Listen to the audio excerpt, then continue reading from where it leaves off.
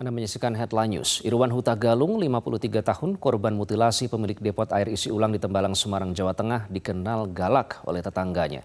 Namun korban tidak pernah terlihat terlibat pertengkaran dengan karyawannya. Korban juga dinilai tertutup.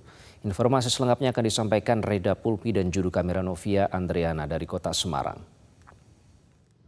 Pelaku utama dari kasus penemuan mayat yang dicor di kota Semarang sudah tertangkap oleh pihak kepolisian.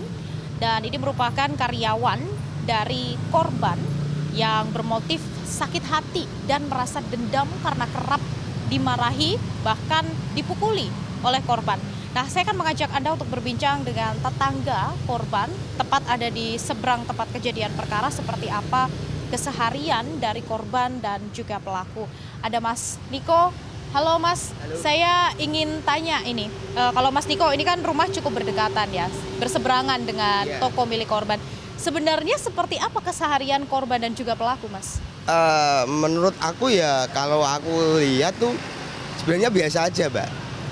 Kayak aku kan sering beli sini ya, antara galon sama gas. Ya itu biasa aja, Mbak. Ya setahu aku ya biasa-biasa aja.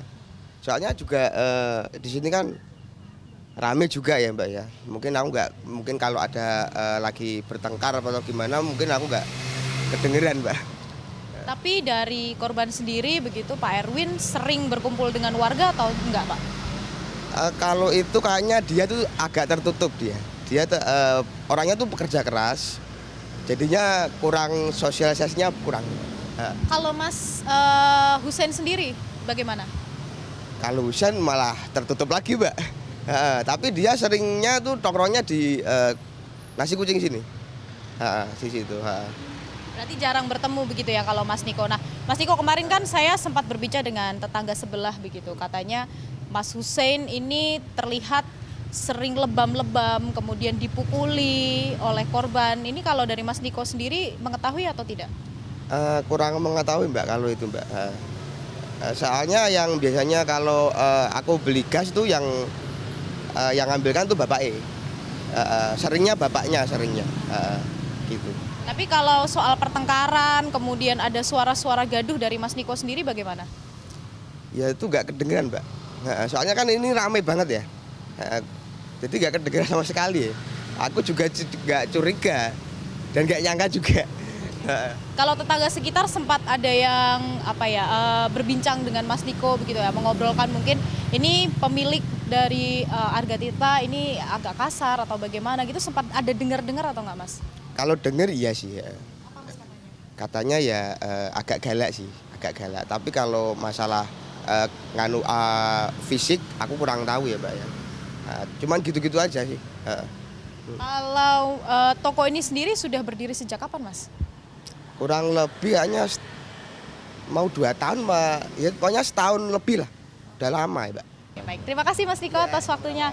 Nah, pemirsa, memang untuk dari korban ini diinformasikan ini jarang bersosialisasi dengan warga sekitar, sementara pelaku kemarin kami sempat berbincang dengan tetangga, tepatnya ada di sebelah toko, namun sayangnya tidak berkenan untuk kami tanyai lebih lanjut dan tidak berkenan untuk disebutkan namanya.